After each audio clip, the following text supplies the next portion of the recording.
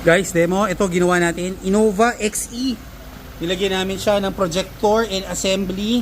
So, ayan o, kita nyo. Yung Innova XE, pinata natin ng headlight, LED, projector LED. Ayan yun, XE, bagong-bago. So, tignan nyo yung ilaw niya, lakas o.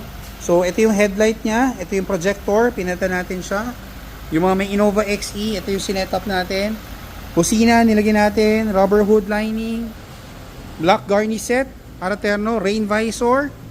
So basic setup, black liner, full matting, steering cover, ultra HD camera, nilagyan natin siya ng LED lights.